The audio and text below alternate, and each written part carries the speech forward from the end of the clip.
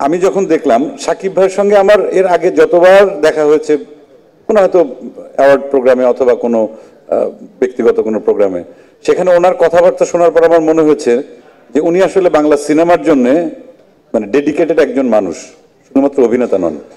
আমরা অনেকে ইন্ডাস্ট্রিতে কাজ করি, কিন্তু সেটা অনেকে করি শুধুমাত্র রুটি রুজির জন্যে, কেউ করি সিনেমার স্বার্থে, কেউ করি শিল্পের স্বার্থে।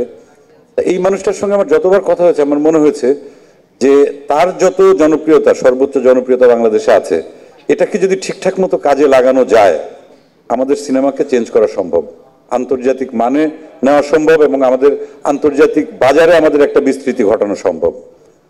সেই জায়গা থেকে যখন আমাকে এনারা তিনজন ডাকলেন, রাফি, তারপর শাকিল ভাই এবং রনি, তখন আমাকে যখন এই প্রস্তাবটা দেওয়া হলো, আমি আসলে অনেক আগে থেকেই চেষ্টা করছিলাম এবং আমার আর শাকিব ভাইয়ের যত আড্ডা হয়েছে, খুব কম হয়েছে যদিও, কিন্তু সেই আড্ডার ভিতর কিন্তু মোটামুটি একটা জিনিসই সবসময় বের হয়ে আসছে যে আমাদের একসঙ্গে কাজ করা উচিত। এটা আমারও যেমন বিশ্বাস ছিল এবং এটা একটা আমার জন্য কি বলবো, আমি বলবো যে একটা সুযোগই, যে দেখি আমরা যদি একসঙ্গে কাজ করে যদি আমার কিছু দর্শক আছে, তার অনেক দর্শক আছে, বা আমরা একসঙ্গে কাজ করলে পরে যদি অধিকাংশ দর্শককে যদি আমরা সিনেমা হলে আনতে পারি, আমরা নেক্সট টাইমে অনেক বড় বড় বাজেট নিয়ে আমরা বড় বড় ছবি করতে পারবো। সেই সঙ্গে কলকাতার দর্শককে ইনক্লুড করা। মিমি ওইখানকার মানে মানে মোস্ট পপুলার একজন অ্যাক্টর, আমি যেটা বলবো তার জনপ্রিয়তা ওখানে তুঙ্গে। তার মানে কি আমরা আমাদের সঙ্গে আমরা একাত্ম হয়ে কাজ করব, সেই সঙ্গে কিন্তু আমার মনে হয় কি যে সারা পৃথিবীতে যত বাংলা ভাষাভাষী আছেন, যত দর্শক আছেন, তাদেরকে শুধুমাত্র ছোট্ট একটা শক্তি দিয়ে আসলে তাদেরকে ধরা সম্ভব না।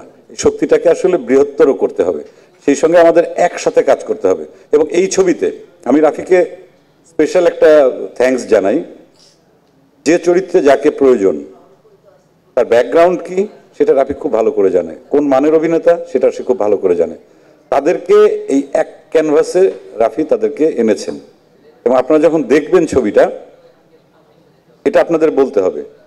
এবং আমি আপনাদের কাছে দাবি রাখি, সাংবাদিক ভাই বোনদের কাছে, যে সবসময় কিন্তু ছিল ভালো কাজের পেছনে পেছন দিয়ে টান দেওয়া, পিছিয়ে নিয়ে যাওয়া, কিন্তু আপনারা যদি ইন্ডাস্ট্রির কথা চিন্তা করেন, ইন্ডাস্ট্রির ভালো চিন্তা করেন, বাংলা সিনেমার ভালো চিন্তা করেন, এবং আমরা যারা এখানে আছি অথবা আমরা যারা চিন্তা করছি, আমরা বোধহয় একাত্ম হয়ে যদি কাজ করি সিনেমার ভালোর জন্যে, আমাদের সিনেমা, বাংলা সিনেমা আন্তর্জাতিক মানে পৌঁছাবে তো বটেই, সেই সঙ্গে আমরা বিশ্ব সিনেমার বাজার আমরা দখল করতে পারবো, কারণ আমাদের দর্শক প্রচুর।